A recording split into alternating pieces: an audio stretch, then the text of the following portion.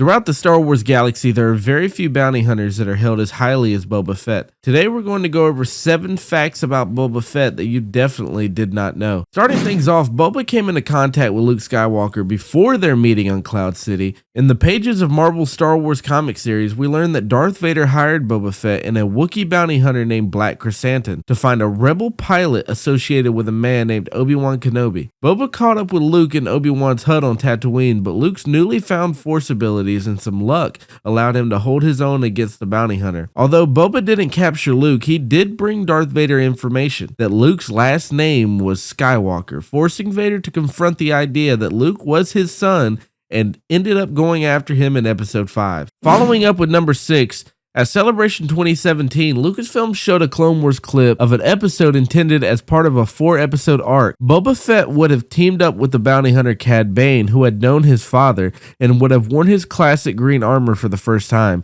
The episode would have eventually seen Boba and Cad at odds, setting up an epic duel between the two, ending in Cad Bane giving Boba the famous dent in his Beskar armor. Fact number 5 has to be that many will tell you that Boba Fett debuted in 1978 in an animated short as part of the awful Star Wars Holiday Special.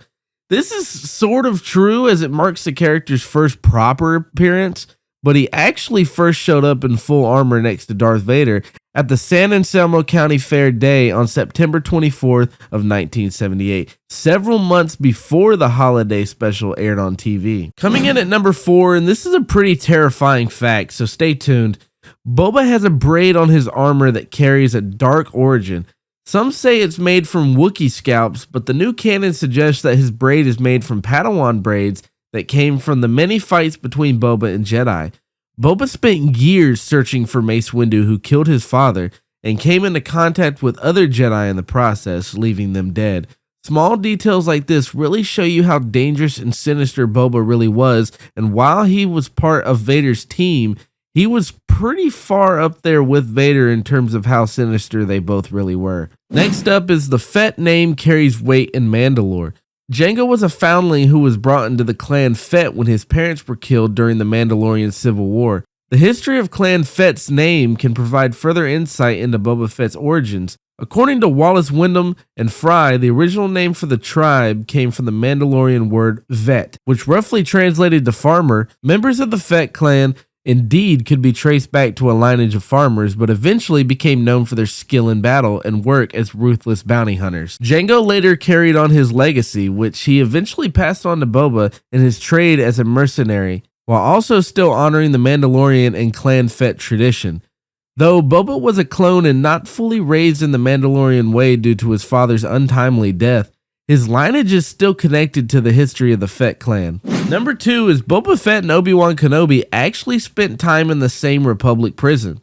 After Boba Fett's revenge-driven assassination plot against Mace Windu was discovered, the Jedi sent him to a harsh and brutal Republic prison, and even though he was a young child at the time, without Boba and Obi-Wan knowing, the two crossed paths sometime later when Obi-Wan entered the prison undercover. Now, last but not least, this really dives into Boba Fett's origin. This is number 1. In the early concept creation for Boba Fett, Joe Johnston originally was creating Boba's armor as a new form of Super Trooper for the Empire, as this was what George Lucas was looking for. Producer Gary Kurtz quickly realized that they couldn't afford to make that many versions of the costume, so the Super Trooper idea was thrown to the side and they found a new way to utilize Boba's design.